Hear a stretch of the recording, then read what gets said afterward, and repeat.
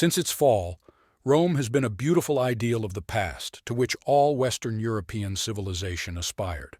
The Frankish kings, German emperors, popes, and even Italian city-states and later the Muscovites and Ottomans claimed the laurels of its heirs. And in new times, when the study of Roman writers and philosophers became the domain of not only a narrow stratum of the population, this very heritage began to try to appropriate all who could not help themselves. Naturally, those in power were most interested in the Roman Empire, the image of which became the basis for any imperial project. But there were also many who wanted to suckle on the heritage of the Roman Republic. The same Italian republics of the late Middle Ages in every possible way cosplayed the Roman system, popularized Roman law, and hinted that the empire was bad, but the republic. Thanks to what in the Renaissance and New Age the study of Roman history and the exaltation of the Roman Republic as a progressive system in comparison with the European monarchy became an indispensable feature of an educated and progressive person. Except that something resembling a republic was virtually non-existent in Europe. Naturally, among the revolutionaries who fought English colonialism in North America, there were many people who not only knew the history of Rome, but also idolized the Republic. People brought up on the works of Cicero or Polybius, who sang the superiority of the Republic over any other form of government. In the 18th century, European philosophical thought was buzzing, absorbing the Roman and Greek heritage and actively digesting it into something new. Naturally, English North America was far on the periphery of this process, but this did not make intellectual life there any less intense. While in Europe, philosophers were searching for an answer to the question of man's place in the universe and his relationship with the state. In the colonies, they were looking for answers to essentially the same questions, but in a much more practical application. How can we achieve equal rights with the English? And this intellectual search was very active, giving rise to two factions: the Federalists, who favored autonomy or independence, and the Anti-Federalists, who favored subordination to Britain. Naturally, while Britain's power was strong, it was not always safe to openly declare oneself a Federalist, so they often signed their proclamations and pamphlets with the names of the ancient great politicians of the time of the Roman Republic: Cicero, Cincinnatus, Cato, Brutus. Everyone, of course, understood who was hiding under the pseudonyms, but this technique allowed not only to pretend to hide behind anonymity, but also to show everyone their commitment to the ideal of freedom and legality on which the Republic was built in the writings of its apologists. There has been no talk so far of building a republic, but not for long. With the beginning of the War of Independence, the newborn state needed symbols, on the one hand distinguishing them from England and all its heritage, and on the other, well recognizable. Once again, the Roman Republic came to the rescue. The appeal to the image of the greatest republic of the past was not without reason. The Roman Republic, as well as the 13 colonies, defied the lawlessness of their last king and won freedom in the war. The symbolism and message of the Roman Republic fit perfectly with the aspirations the American revolutionaries were trying to achieve. Thanks to the development of printing, even backwoods farmers could read about ancient Rome at least once. Not everyone knew about the philosophers of France or Germany, but about the deeds of the Romans very many. Therefore, elements of Roman symbols appeared in the symbolism of the rebellious colonies: Latin mottos and sayings of the times of the Republic, lictor fascias as a symbol of law and unity, scales of Themis as a symbol of justice, the naming of members of Congress as senators, and so on and so forth. And all this symbolism is closely intertwined with the intellectual search for an image of the future. When it became clear that the American Principate with an elected king would not work, because the only possible king, George Washington, was against it, Americans had no choice but to build a republic. The problem with this choice was that there were no full-fledged republics in the world at the time, and so the only model was Rome.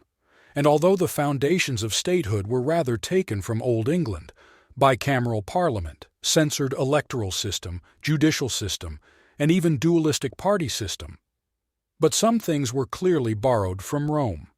That and 2 magistrates at the head of the state, a president and a vice president. This and the rule of law over any citizen, this and the very notion of the citizen as a subject of politics. All these elements taken together made the USA very similar to the Roman Republic, which was well realized and used by contemporaries. The idea that the USA raised the banner of freedom and republicanism thrown away by Rome would not appear out of nowhere and would become a form of legitimization of the current situation, a new form of human existence unprecedented in the opinion of Americans before. The U.S. did not claim world hegemony, but it did claim the first modern state of truly free people. And the use of Roman symbols was to strengthen the new state, to make us realize that we stand on the shoulders of giants. All symbols of the USA, except for the flag, are recycling of Roman symbols, eagle with olive branch and arrows on the state seal, or quite brazenly drawn legion eagle as a symbol of the Federal Reserve System, Latin quotations on coins or small seals, already mentioned fascias used in the design of buildings and armorial papers and so on. But the most visible evidence of this connection was the capital city, Washington, D.C. The city was originally built around the main building of the Republic. No, not the presidential palace, it was later that its role grew so much. Around the Congress, or Capitol, as it was called in Latin. The building itself was inspired by the Roman Pantheon and was to fulfill essentially the same role, a temple of freedom and democracy. And the site on which the Capitol was being built was renamed Capitol Hill from Jenkins Hill. The whole city was simply permeated with motifs of Rome that are recognizable to this day. Washington became the true Fourth Rome.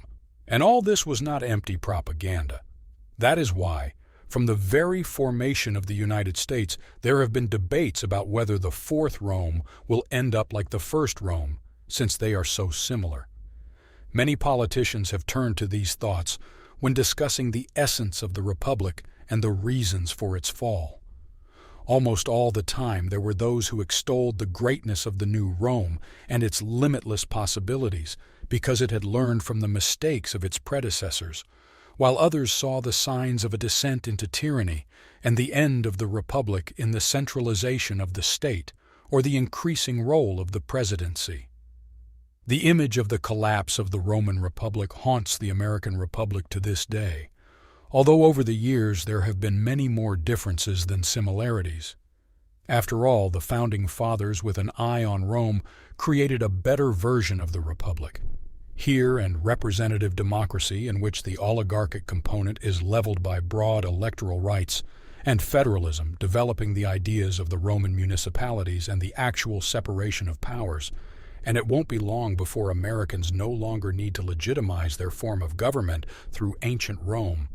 What to say if it was the USA that revolutionaries in France, in the VFR, or throughout Europe in the Spring of Nations looked back to?